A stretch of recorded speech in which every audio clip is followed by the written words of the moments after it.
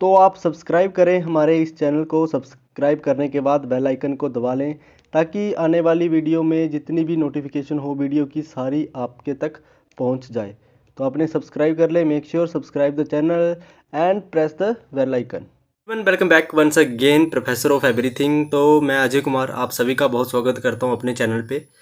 पहले लेक्चर में हमने क्लासिकल थ्योरी के बारे में पढ़ा था, काफ़ी इंपॉर्टेंट है, वहाँ से क्वेश्चन तो आता ही आता है, लेकिन कई बार वो आपसे न्यू क्लासिकल और मॉडर्न थ्योरीज के बारे में भी पूछ लेते हैं। तो आज हमारा जो सेकंड लेक्चर है उसमें हम न्यू क्लासिकल थ्योरी और मॉडर्न थ्योरी के ऊपर डिस्कस करेंगे। मैं पहले आपको डिफरेंस बता देता हूँ कि जो हमारा क्लासिकल टाइम था ना, उसमें ह्यूमन के वेलफेयर के बारे में कोई बात नहीं की थी। उसमें F.W. टेलर हो गया, या मैक्स वेबर हो गया, या हेनरी फ्योल साहब हो गए, उन्होंने सिर्फ एफिशिएंसी के ऊपर बात की थी कि काम को कैसे करना है, किस तरीके से करना है, कैसे एफिशिएंसी इफेक्टिवली करना है। अपने सिर्फ काम के टास्क के ऊपर ही बात की थी और डिवीज़न ऑफ वर्क की भी बात की थी। लेकिन न्यू क्लासिकल टाइम आते आते हमने ये एक एक्सपेक्ट देखा, ह्यूमन एक्सपेक्ट भी देखा, जिसमें हमने ये देखा कि हाँ, ह्यूमन के वेलफेयर के बारे में भी तो बातें होनी चाहिए। वो भी तो आखिर इंसान है, मशीन, उनको एज ए मशीन ट्रीट नहीं कर सकते हम, जो कि क्लासिकल थ्योरी में ऐसा ही होता था। तो उनके वेलफेयर में के बारे में क्या क्या चीज़ें हुई वो सभी हम न्यू क्लासिकल थ्योरी और उसके बाद मॉडर्न थ्योरी जो आज तक चल रही है उनके बारे में डिस्कस करेंगे। तो सबसे पहले शुरू करते हैं। शुरू करने से पहले अगर चैनल को सब्सक्राइब नहीं किया तो सब्सक्राइब कर लें और अपने यार दोस्तों के साथ भी जरूर शेयर करें। तो पहले मैं ओवरव्यू दिखा देता हूँ आपको कि किस तरीके से काम करता है। सबसे पहले हमारा क्लासिकल टाइम आया। उस क्लासिकल टाइम में क्या किया हमने, जो हमारे उसमें क्या हमारा फोकस था, स्ट्रक्चर पे फोकस था, एफिशिएंसी पे और टास्क पे। बस ये तीन चीज़ों पे ही हमारा फोकस था। ये भी जहाँ से डायरेक्ट कीवर्ड से भी आपको क्वेश्चन आ सकता है कि जो क्लासिकल थेरीज थी वो उनका फोकस किस में था, किस चीज़ में वो डील करती थी। तो जी आपको पता होना चाहिए, एक स्ट्रक्चर की प्रॉपर हायरार्की फॉलो करते थे वो, और दूसरी एफिशिएंसी के ऊपर बात करते थे, और तीसरा टास्क और इसमें देखिए कहीं भी ह्यूमन फैक्टर कहीं भी ऐड नहीं हुआ। लेकिन उसके बाद आते आते न्यू क्लासिकल टाइम में हमें एक ह्यूमन एस्पेक्ट के बारे में भी बात करनी पड़ी कि ह्यूमन भी आखिर बंदे हैं, उनके बेटरमेंट के लिए भी बात होनी चाहिए। उनका बिहेवियर, उनका मोटिवेशन, जो मोटिवेशन है उनकी, उसके ऊपर बात की न्यू क्लासिकल में। उसके बाद मॉडर्न थ्योरी जो आज हम पढ़ेंगे उसमें क्लासिकल से, न्यू क्लासिकल से भी ऊपर जाके बात की हुई है कि जैसे सिस्टम अप्रोच है, कंटीजेंसी अप्रोच, डायनेमिक इन्वायरमेंट, किस तरीके से चीज़ें काम करती हैं। और लास्ट में क्या है, टू डे टाइम जो आजकल चल रहा है, चाहे अजाइल इन्वायरमेंट की बात करें, सस्टेनेबिलिटी की बात करें, पीपल की बात करें, इनोवेशन की बात करें, सस्टेनेबल डेवलपमेंट की बात करें, जहाँ हमारा सस्टेनेबल एंटरप्रेन्योर की बात करें, वो सारा आजकल के टाइम में जो 21st सेंचुरी में चल रहा है, ये सारी चीज़ें। हाँ देखिए, एक क्वेश्चन जहाँ से और भी बन सकता है आपके लिए कि इनका हायरार्की भी पूछी जा सकती है आपसे।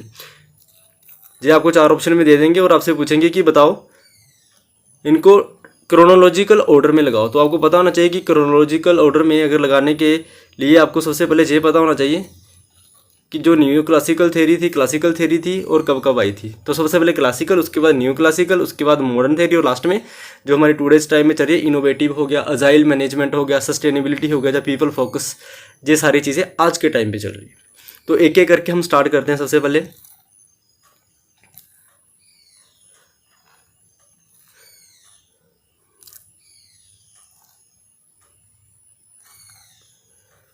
तो न्यू क्लासिकल को स्टार्ट करने से देखिए, न्यू क्लासिकल जहाँ जो ह्यूमन रिलेशन के फादर माने जाते हैं वो कौन माने जाते हैं, एल्टन मायो। क्योंकि सबसे पहली बार इन्होंने ही ह्यूमन एस्पेक्ट के बारे में बात की थी कि भाई ह्यूमन एक बंदा है, उसको एज ए ह्यूमन ही ट्रीट करना चाहिए, एज ए मशीन ट्रीट नहीं करना चाहिए।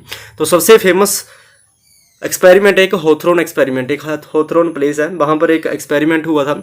जो एक्सपेरिमेंट की जो कई बार इसका टाइम पीरियड पूछा जाता है, 1924 से लेकर 1932 तक चला था।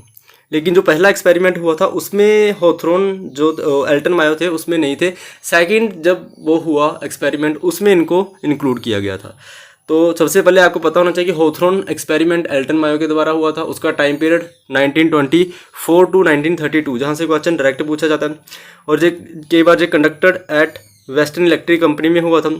इसमें क्या फोकस किया था कि सोशल फैक्टर जो है और जो ह्यूमन रिलेशन है वो आपकी प्रोडक्टिविटी को इंक्रीज़ करते हैं, आपकी एफिशिएंसी को इंक्रीज़ करते हैं, ना कि आपका जो इकोनॉमिक इंसेंटिव्स होते हैं। जो पीछे हमने क्लासिकल में थ्योरी में पढ़ा था कि हमने क्या करना है, as per product, as per, जैसे F.W. टेलर ने बोला था कि पीस रेट सिस्टम, जितना वो पीस बनाएंगे, जितना प्रोडक्ट मैन्युफैक्चर करेंगे, उसके हिसाब से उनको पे किया जाना चाहिए, उससे उनकी मोटिवेशन बढ़ेगी। नहीं, एल्टन मायो ने बोला था ऐसा नहीं है। फॉर्मल के साथ साथ अगर इनफॉर्मल ग्रुप नहीं हुआ ऑर्गेनाइजेशन में तो आपके जो एम्प्लॉयज़ हैं उनकी एफिशिएंसी नहीं बढ़ेगी, उनकी प्रोडक्टिविटी नहीं बढ़ेगी। तो किसके ऊपर बात की थी? Productivity improves with attention and participations. तो ये 4 पर्टिकुलर वो हैं, इसके एक्सपेरिमेंट है, वो आपको मैं अलग वीडियो में दिखाऊंगा कि 4 एक छोटी वीडियो लेके आएंगे होथ्रॉन एक्सपेरिमेंट के ऊपर ही कि वो 4 एक्सपेरिमेंट थे वो कौन कौन से एक्सपेरिमेंट थे। उसके बाद इसमें की टेकअवे किया हमारा कि people are social beings, motivation is more than money. देखिए मैंने अभी बताया आपको कि पिछले जो क्लासिकल टाइम में था उसमें क्या बात होती थी, मनी के ऊपर ही बात होती थी कि जितने प्रोडक्ट बनाएंगे, हमने पैसा किया, पे किया, कस्टमर एम्प्लॉय को, वो खुश हो गया। लेकिन एल्टन मायो ने बोला ऐसा नहीं है भाई, अगर आपको अपने एम्प्लॉय की प्रोडक्टिविटी इंक्रीज़ करनी है तो उसके लिए आपको उनको मोटिवेट करना पड़ेगा। और वो मोटिवेट कब रहेंगे? जब उनके आपस में इनफॉर्मल ग्रुप्स भी बनेंगे, जब वो आपस में अपनी बातें इंटरचेंज करेंगे एक दूसरे के साथ, तब जाकर क्या होगा, उनका जो सेटिस्फैक्शन बोल सकते हैं, जो मोटिवेशन है वो बढ़ेगी, ना कि मनी के साथ बढ़ेगी। और इसमें उसने क्या बोला था कि जो ह्यूमन है उसको एज ए ह्यूमन ही ट्रीट करो, उसको एज ए मशीन ट्रीट नहीं करो। उसके बाद ह्यूमन रिलेशन अप्रोच, होथ्रॉन एक्सपेरिमेंट के बाद हमारे पास ह्यूमन रिलेशन अप्रोच आ गई। यही एल्टन मायो ने दी थी ह्यूमन रिलेशन अप्रोच। इन्होंने क्या बोला था कि इंपॉर्टेंस फॉर इनफॉर्मल ग्रुप्स, जो भी मैंने आपको बता दिया कि इनफॉर्मल ग्रुप के ऊपर फोकस किया गया था। कम्युनिकेशन की बात होनी चाहिए, लीडरशिप बहुत इंपॉर्टेंट है, और मोरल एंड जॉब सेटिस्फैक्शन कैसे बनेंगे? जब उनके आपस में इनफॉर्मल ग्रुप भी होंगे। देखिए मैक्स वेबर ने क्या बोला था ब्यूरोक्रेसी थ्योरी में, जब ब्यूरोक्रेटिक थ्योरी में, कि जो ऑर्गेनाइजेशन है वो फॉर्मल ऑर्गेनाइजेशन होना चाहिए, उसमें इनफॉर्मल की कोई बात नहीं की गई थी। लेकिन ह्यूमन रिलेशन अप्रोच में इनफॉर्मल ग्रुप की बात की गई है कि ये इनफॉर्मल ग्रुप होने ही चाहिए। बहुत ही इंपॉर्टेंट है आपके एम्प्लॉयज़ की सेटिस्फैक्शन के लिए, आपके एम्प्लॉयज़ के मोटिवेशन के लिए, आपके एम्प्लॉयज़ के मोरल को बूस्ट करने के लिए, आपके एम्प्लॉय की जॉब सेटिस्फैक्शन के लिए। उसके बाद देखिए की टेकअवे क्या है इसका, कि happy employees lead to higher productivity. तो प्रोडक्टिविटी कैसे इंक्रीज होगी? जब आपका एम्प्लॉय सेटिस्फाई होगा, हायर सेटिस्फाई होगा, जब उसको काम करने में मज़ा आ रहा है, ना कि जब आप उसको इतना काम करवा रहे हैं उसको एंड ऑफ द डे कि आप उसको पैसे थमा दे रहे हैं और वो खुश होगा। ऐसे ही बात नहीं होती, पैसे से हर चीज़ नहीं खरीदी जा सकती है। इसीलिए आपकी जो हैप्पीनेस है एम्प्लॉयज़ की, वो किससे खरीदी जाएगी? प्रोडक्टिविटी कैसे इंक्रीज होगी? जब उनके मोटिवेशन होगा, जब आप उनको मोटिवेट करोगे, चाहे इंट्रिंसिक मोटिवेशन हो, जहाँ फिर मॉनेटरी मोटिवेशन करो, जहाँ इन मॉनेटरी नॉन मॉनेटरी मोटिवेशन हो, लेकिन मोटिवेशन से ही आपका एम्प्लॉय क्या होने वाला है? सेटिस्फाई होने वाला है। तो अगर हायर सेटिस्फाई होगा तो आपका एम्प्लॉय, तो मतलब उसकी जो प्रोडक्टिविटी है, एफिशिएंसी है, वो ऑटोमेटिकली इंक्रीज हो जाएगी। उसके बाद हमारे पास क्या आता है? Maslow hierarchy theory.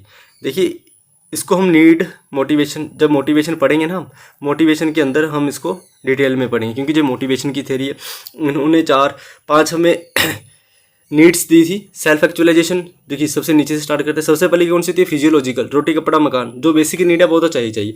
जब किसी भी एम्प्लॉय को बेसिक नीड मिल गई, फिर उसको क्या चाहिए? सेफ्टी चाहिए, कि हाँ वो सोसाइटी में रह रहा है तो उसको सेफ्टी भी तो चाहिए ना। तो सेफ्टी के बाद उसको दोस्त, लव, बिलोंगिंगनेस, ये सारी चाहिए, मतलब सोशल नीड्स आ जाएगी। उसके बाद एस्टीम नीड, जो गलत लिखा, एस्टीम नीड और सेल्फ एक्चुअलाइजेशन नीड। तो अब्राहम मास्लो जी ने क्या बोला था कि जब तक नीचे वाली नीड पूरी नहीं ना होगी, तब तक वो जो आपका एम्प्लॉई है या कोई भी बंदा है वो ऊपर तक मूव नहीं कर सकता। अगर जे नीड पूरी होगी तभी ऊपर जाएगा, एज जे पूरी होगी तभी, अगर जे सारी चारों नीड्स पूरी होंगी तभी जाकर उसको सेल्फ एक्चुअलाइजेशन की नीड फुलफिल कर पाएगा, अदरवाइज नीचे ही स्टक रह जाएगा। ये उन्होंने क्या बोला? देखिए की टेकअवे में क्या लिखा हुआ है कि needs satisfy in sequence, people motivated by higher level needs. तो बस इसमें आपको मैं बता दूं कि क्वेश्चन एग्जाम में क्या पूछा जाता है इस पर्टिकुलर अब्राहम मास्लो की जो नीड है, ये बहुत ही ज़्यादा इंपॉर्टेंट है। कई बार तो इसमें सीक्वेंस में पूछा जाता है। देखिए जहाँ से ऊपर को जाना है हमने, ये सीक्वेंस में पूछा जाता है कि लगाओ इसको सीक्वेंस में लगाओ, बस ये जहाँ से क्वेश्चन पूछा जाता है। और एक बार नहीं, बहुत बार पूछा जाता है, मतलब हर साइकिल में लगभग एक आधे को छोड़ के ये क्वेश्चन पूछा ही जाता है। इसके सीक्वेंस पूछा जाता है कि हाँ बताओ, ये जो नीड्स दिए हैं इसने 4-5 नीड्स, इनको सीक्वेंस में लगाने के लिए दिया जाता है आपको। उसके बाद हमारे पास क्या आ गई? हर्ज़बर्ग की थ्योरी। ये भी मोटिवेशन की थ्योरी है, 2 फैक्टर हर्ज़बर्ग की थ्योरी। ये अभी हम नहीं पढ़ेंगे, ये मोटिवेशन जब मैं कराऊंगा आपको तब पढ़ेंगे हम। काफ़ी ज़्यादा इंपॉर्टेंट है हर्ज़बर्ग की, कुछ हाइजीन फैक्टर होते हैं, कुछ मोटिवेशनल फैक्टर्स, जो मैं आगे वाले क्लास में आपको बताऊँगा। उसके बाद ये मेच्योरिटी और इमेच्योरिटी थ्योरी है, जो क्रिस एर्गरिस ने दी थी, इतनी ज़्यादा इंपॉर्टेंट नहीं है, लेकिन आपको ये पता होना चाहिए। सिंपल सी बात आपने इसमें यही याद रखनी है, एक सिंपल सी बात याद रखनी कि people can grow from immature mature through appropriate organisational condition. देखिए सिंपल सी बात है, इसमें क्या बोल रहा है जो भी ऑथर है क्रिस एर्गरिस ने क्या बोला है, इन्होंने सिंपल इतनी सी बात बोली है कि जब कोई भी एम्प्लॉई ऑर्गेनाइजेशन में आता है ना, एज ए फ्रेशर आता है या एज ए कुछ भी आता है, तो वो इमेच्योर होता है। लेकिन जब वो ऑर्गेनाइजेशन में एक बार कदम रख देता है तो ऑर्गेनाइजेशन की सिचुएशन, काम करने का तरीका, वर्किंग कंडीशन, पीयर इंटरेक्शन, ये सारी चीज़ों से वो क्या हो जाता है, फिर मैच्योर हो जाता है। इसीलिए इसको क्या बोलते हैं, मैच्योर और इमेच्योर कॉन्टिन्यूम। टी के वे क्या है इसमें, participation, trust, openness and develop maturity, ये इसके मेन फोकस है। इसमें से आपको मेन याद रखनी है जे वाली 2 थ्योरी, जे वाली जो 3 थ्योरी हैं, जे हम मोटिवेशन पर जब पढ़ेंगे हम उसमें हम इसको डिस्कस करेंगे, क्योंकि ये मोटिवेशन की थ्योरी है। जे भी हमने पढ़ लिया अभी।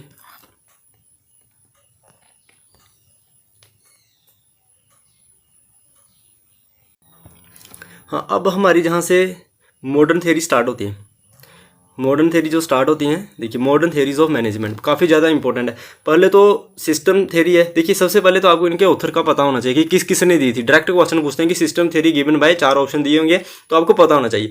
तो सिस्टम थ्योरी किसने दी थी, जिसको मैंने तो उसको बटरफ्लाई से याद रखा था कि बटरफ्लाई सिस्टम। आप जैसे मर्जी याद रख सकते हो, रखना चाहो आप उस तरीके से याद रख सकते हो। इसमें कुछ भी नहीं है, इसमें ये बोला गया है कि जो सिस्टम होता है वो एक ओपन सिस्टम होता है और हर जो सिस्टम है वो उसमें इंडिपेंडेंटली काम करता है। इसमें 3 चीज़ें हम पढ़ते हैं, एक इनपुट, प्रोसेस और आउटपुट, उसके बाद उसकी फीडबैक और इन्वायरमेंट।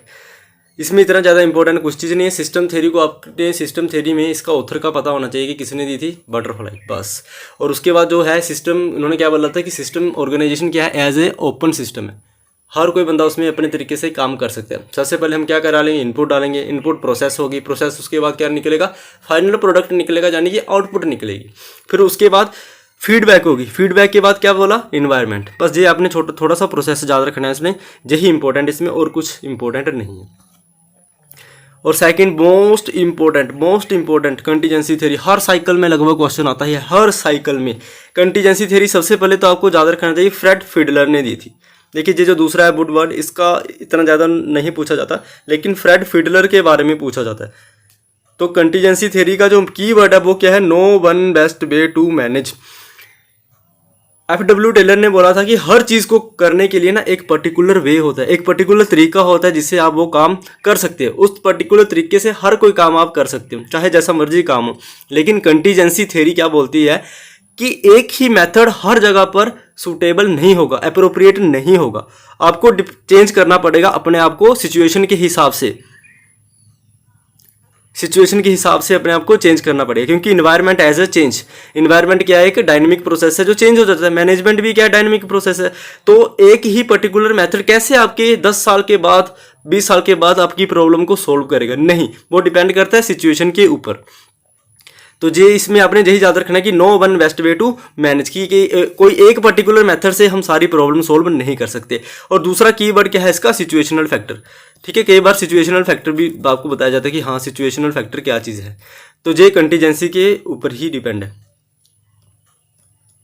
और लास्ट में क्या लिखा, कीवर्ड में क्या लिखा है, all depends approach, it's all depend approach. ये डिपेंड करेगी कंडीशन के ऊपर, डिपेंड करेगी सिचुएशन के ऊपर, डिपेंड करेगी नेचर के ऊपर। तो आपकी मेथड भी वैसे ही चेंज हो जाएगा। उसके बाद क्या है हमारे पास, सिचुएशनल लीडरशिप थ्योरी। ये भी बहुत ज़्यादा इंपॉर्टेंट है। इसमें हम हमारे पॉल हार्सी और जो ग्लेन बेंचार्ड थे उन्होंने एक उसका कॉन्टिन्यूम पढ़ेंगे हम, और दूसरा उनके स्टाइल्स पढ़ेंगे। इसलिए अभी मैं इस चीज़ को स्किप कर रहा हूँ इसके, क्योंकि ये काफ़ी ज़्यादा बड़ा टॉपिक है। इसमें बहुत ज़्यादा हमारे पास मैट्रिक्स है, तो वो मैट्रिक्स मैं आपको अलग से बताऊंगा। ये मैं सारा कुछ नोट कर रहा हूँ, आप चिंता मत कीजिए, क्योंकि जहाँ से क्वेश्चन पूछा जाता है इंपॉर्टेंट चीज़ें मुझे पता है, तो ये मैं आपको कराऊंगा 100%। आप इस चीज़ की गारंटी रखो आप।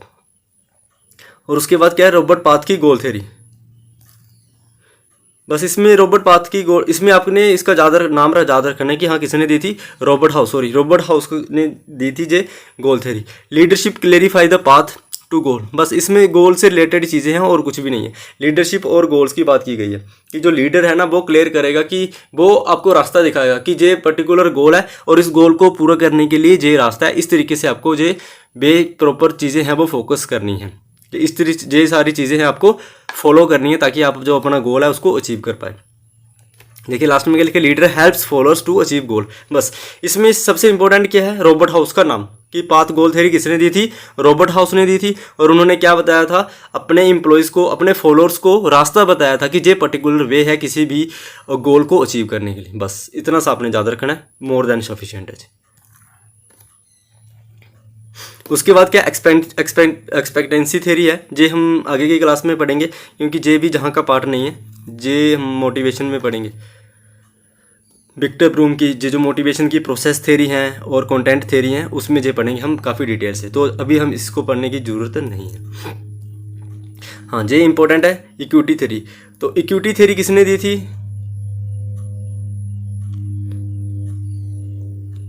जो इक्विटी थ्योरी थी वो दी थी स्टेसी एडम्स। तो इसको हम कैसे बोलते हैं, एडम्स इक्विटी थ्योरी। इसको कैसे बोलते हैं, एडम्स इक्विटी थ्योरी। तो इन्होंने क्या बोला था कि ऑर्गेनाइजेशन में ना फेयरनेस होनी चाहिए।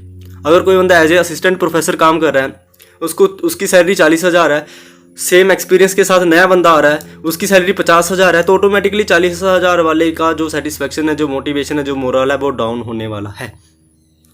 क्योंकि जो बंदा सेम लेवल पे काम कर रहा है, सेम एक्सपीरियंस होल्ड कर रहा है, तो उनकी जो पे है वो क्या होनी चाहिए, must be fair, must be equal होनी चाहिए। तो ये है इक्विटी थ्योरी जो एडम स्मिथ ने दी थी। उन्होंने क्या बोला था कि अगर, देखिए ये बहुत इंपॉर्टेंट है, क्वेश्चन पूछा गया था कि देखिए इसमें क्या होता है कि एक होता है इनपुट,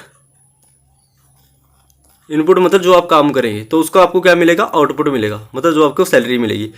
तो इन्होंने क्या बोला था कि अगर कोई बंदा है उसको आपको 30,000 सैलरी मिल रही है, सेम चीज़ें हैं, और दूसरे बंदे को 40,000 रुपये सैलरी मिल रही है, सेम पोजीशन, सेम एक्सपीरियंस, सब कुछ सेम है, फिर भी 10,000 का गैप है। तो उन्होंने क्या बोला था कि अगर आपको कम पे कर रहे हैं तो आप अपना इनपुट को क्या कर दो, रिड्यूस कर दो, आप अपना एफर्ट डालना कम कर दो।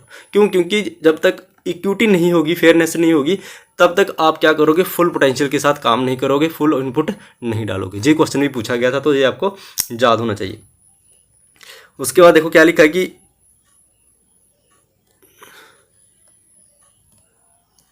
Fairness equal to motivation, treat people justify. तो ये सारी चीज़ें इसमें आपको पता होनी चाहिए, सारी चीज़ें। उसके बाद क्या है, लोकी गोल सेटिंग थ्योरी।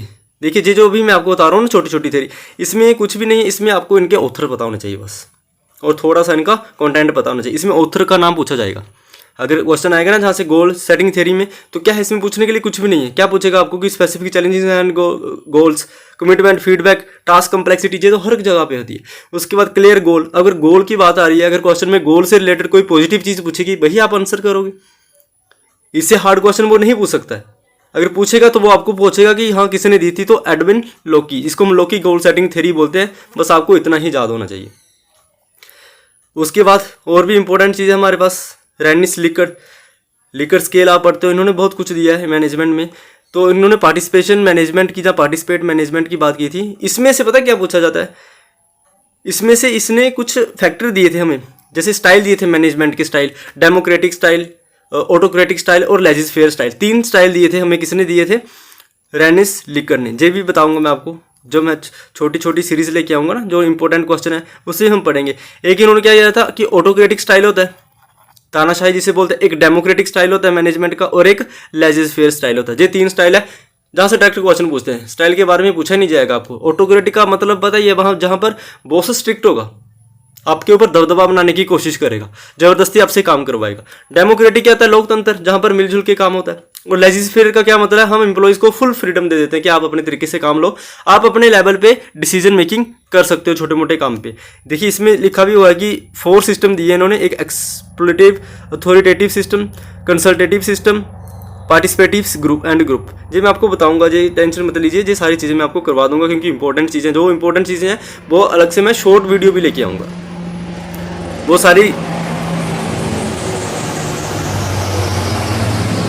सारी चीज़ें आप मुझ पे छोड़ दो। आज प्लेन बहुत ज़्यादा उड़ रहे हैं, पेट्रोलिंग हो रही है, क्योंकि कुछ हाई अलर्ट किया हुआ जहाँ पर, इस वजह से।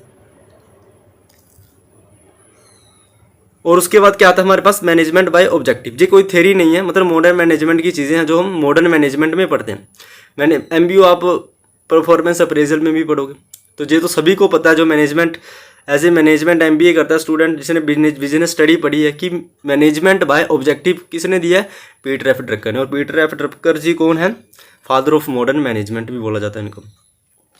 इसमें क्या बोला था कि set clear goals, jointly agreed, focus on result note activities. देखिए सिंपल सी बात है कि मैनेजमेंट बाय ऑब्जेक्टिव में क्या बोला था पीटर ड्रकर ने, कि जैसे टॉप लेवल मैनेजमेंट है ना, वो गोल सेट करती है, कोई ऑर्गेनाइजेशन में गोल सेट करती है, ऑब्जेक्टिव सेट करती है, अकेले ही सेट करती है। लेकिन उन्होंने क्या बोला था कि जब आप ऑब्जेक्टिव बनाओ ना, गोल बनाओ, तो अपने एम्प्लॉयज़ को जो टॉप लेवल, मिडिल लेवल और लोअर लेवल वाले हैं उनको भी आप बुलाओ, उनको भी इन्वाइट करो, सारे ग्रुप डिस्कशन करो, जैसे भी ब्रेनस्टॉर्मिंग करनी है, जो कुछ भी करना है, जो भी मेथड्स आप यूज़ करोगे, उनके व्यूज़ भी लो कि किस तरीके से गोल सेट कर सकते हैं हम। क्यों? क्योंकि अल्टीमेटली अचीव किसने करने हैं, उन्हीं ने करने हैं।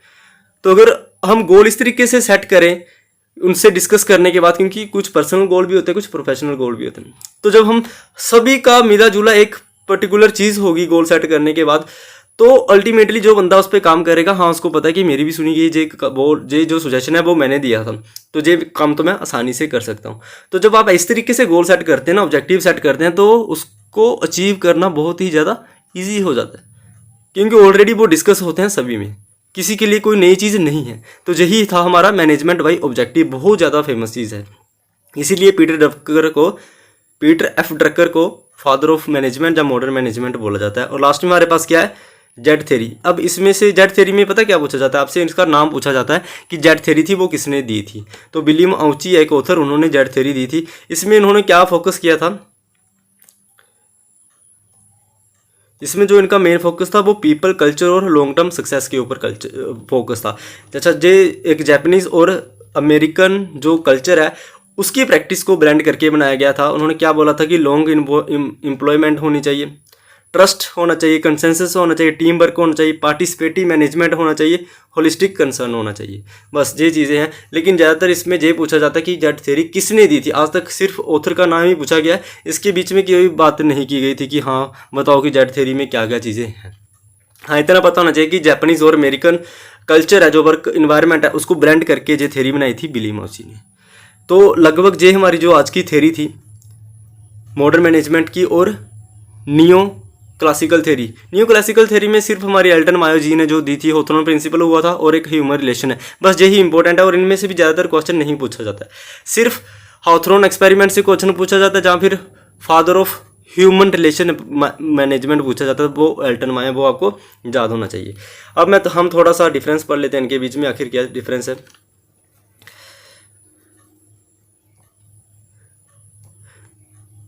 जो फोकस किस पे होता है, जो न्यू क्लासिकल थ्योरी है ना, उसका फोकस होता है ह्यूमन बिहेवियर पर, कि हमने ह्यूमन बिहेवियर के इर्द गिर्द ही बात करनी है, उसके अलावा हमने कुछ बात नहीं करनी है। लेकिन जो मॉडर्न थ्योरी है उसमें हमने सिस्टम थ्योरी भी पढ़ी है, हमने सिचुएशन के हिसाब से भी पढ़ा, हमने एवर डायनेमिक चेंज जो हमारा एनवायरनमेंट है उसमें भी पढ़ा हमने।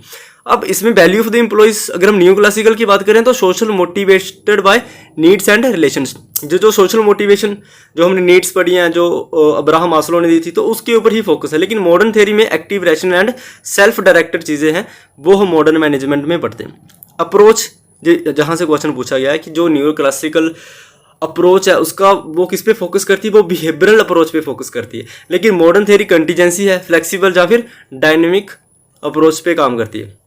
की कंसर्न क्या है इसमें, motivation, moral, leadership, effectiveness in environmental change. अब एग्जांपल क्या है कि मास्लो की थ्योरी, हर्जबर्ग की 2 factor theory, system and contingency, MBO, path goal theory, और भी जो सारी थ्योरी हैं वो मॉडर्न थ्योरी में हमने जो पढ़ी हैं वो उसी में आती हैं।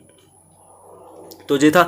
अगर इसमें कोई थ्योरी रह गई होगी टेंशन मत लीजिए, चिंता मत कीजिए, आपको कराऊंगा अलग अलग, चाहे शॉर्ट वीडियो बना के करवानी करे मैं करवा दूंगा। सिर्फ कीवर्ड बताऊँ, डायरेक्ट वहाँ से क्वेश्चन आएगा, डायरेक्ट जी आप मुझसे लिखा के ले लीजिए। अब इंपॉर्टेंट थ्योरिस्ट पढ़ते हैं कि किसी बंदे ने क्या क्या चीज़ें दी हैं, काफ़ी ज़्यादा इंपॉर्टेंट है, डायरेक्ट क्वेश्चन पूछा जाएगा। लगभग आपको पता ही होगा अगर आप इसकी प्रिपरेशन कर रहे हैं। तो एल्टन मायो ने क्या दिया था, हाउथर्न एक्सपेरिमेंट और human relation approach. Abraham Maslow ने नीड हायरार्की थ्योरी, वो जो हमने 5 फैक्टर पढ़े थे। फ्रेडरिक हर्जबर्ग 2 फैक्टर थ्योरी, इसको हर्जबर्ग 2 फैक्टर थ्योरी पढ़ते हैं, ऐसे आप याद रखोगे ना तो आपको याद रहेगा, Herzberg 2 factor theory. Douglas McGregor ने थ्योरी एक्स और थ्योरी वाई दी थी। देखिए थ्योरी एक्स और थ्योरी वाई में कुछ भी नहीं है। जो थ्योरी एक्स वाले बंदे होते हैं ना, वो जो काम है उसको डिस्क्राइब करते हैं, वो काम लेजीनेस होता है। लेकिन जो थ्योरी वाई वाले बंदे होते हैं वो काफ़ी एक्टिव पार्टिसिपेशन होती है उनके काम में, काफ़ी इंटरेस्ट लेके काम करते हैं, बस इतना ही डिफरेंस है। अब थ्योरी एक्स से आप एक्स को याद कर सकते हैं कि आपकी एक्स कौन थी जो आपको छोड़ के चली गई, जिसका कोई लेना देना नहीं है। अब वैसे ही जो थ्योरी एक्स वाले लोग होते हैं उनका काम से कोई लेना देना नहीं था, डिसलाइक करते हैं काम।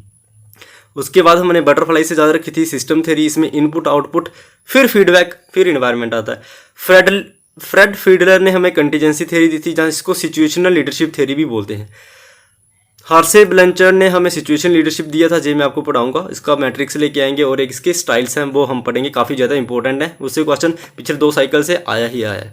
तो हार्से ब्लंचर का मैट्रिक्स स्टाइल इंपॉर्टेंट है। विक्टर ब्रूम एक्सपेक्टेंसी थ्योरी जो हम पढ़ेंगे मोटिवेशन में। लोकी गोल सेटिंग थ्योरी जो हमने भी पढ़ ली है, इन्होंने बोला कि गोल प्रॉपर सेट होने चाहिए, ऑथर का याद। पीटर एफ ड्रकर ने क्या दिया था, मैनेजमेंट बाय ऑब्जेक्टिव। तो ये सारी चीज़ें हैं, सिंपल चीज़ें हैं जो आपको न्यू क्लासिकल और क्लासिकल थ्योरी में आपको पढ़नी है, और मॉडर्न मैनेजमेंट में मॉडर्न थ्योरीज ऑफ मैनेजमेंट है ये जो आपको पढ़नी है। इस मैंने आपको पहले ही बोला था कि हम सिर्फ वही स्टडी करेंगे कीवर्ड के थ्रू जो जहाँ से क्वेश्चन डायरेक्ट आएगा। पढ़ने के लिए तो बहुत सारी चीज़ें, बहुत सारा मटेरियल जितना मर्जी आप पढ़ लो, लेकिन सारा पढ़ना पॉसिबल ही नहीं है। और जो टॉपर्स हैं, जो पेपर को क्रैक करते हैं, वो सारा नहीं पढ़ के जाते हैं। उनकी अप्रोच बहुत अच्छी है, क्योंकि वो सिर्फ कीवर्ड को ही टारगेट करते हैं। जिनका एग्जाम क्लियर नहीं होता, ऐसी बात नहीं कि वो पढ़ते नहीं, वो पढ़ते हैं, लेकिन सिस्टमेटिक नहीं पढ़ते, उनको अप्रोच का नहीं पता है, स्ट्रैटेजी का नहीं पता है। तो आप मेरे साथ जुड़े रहिए, मैं आपको प्रॉपर स्ट्रैटेजी के साथ ही पढ़ाऊंगा। तो ये हमारी आज की क्लास थी, जो यहीं पर हम खत्म करते हैं। देखिए, इस क्लास में आपको सभी के ऑथर्स पता होने चाहिए, या थेरिस्ट जिसने जो बंदे ने जो थेरी दी थी वो आपको पता होने चाहिए। क्वेश्चन एक 100% आएगा आपसे, एक थेरिस्ट तो 100% पूछेगा आपको, और इसका थोड़ा थोड़ा पता होना चाहिए। जितना मैंने आपको बताया इससे ज़्यादा आपने नहीं पढ़ना है। अगर इतना पढ़ लोगे क्वेश्चन बन जाएगा, क्वेश्चन आ जाएगा। तो चलिए आज के लिए तो यहीं पे क्लास को खत्म करते हैं। अब लेक्चर 3 में हम मिलते हैं एक टॉपिक के साथ। देखिए अब 3rd क्लास में हम क्या पढ़ेंगे, जहाँ तो मैं सोच रहा हूँ फंक्शंस ऑफ मैनेजमेंट से स्टार्ट कर देते हैं हम, लेकिन एक दिन अगली एक शॉर्ट वीडियो में मैं आपके साथ सिलेबस भी डिस्कस करूंगा, किस तरीके से हम आगे की चीज़ों को टारगेट करेंगे। तो अगर आपको वीडियो अच्छी लगी होगी तो लाइक करें, सब्सक्राइब करें चैनल को, और दोस्तों के साथ जरूर शेयर करें। और कॉमर्स वाले स्टूडेंट भी हमारे साथ ऐड हो सकते हैं, जुड़ सकते हैं। उनकी अगर कोई अलग से क्वेरी होगी तो हम उसको भी सॉल्व करने की पूरी कोशिश करेंगे। तो ठीक है, आज के लिए तो सिर्फ इतना ही। मिलते हैं अगली क्लास में। जय हिंद।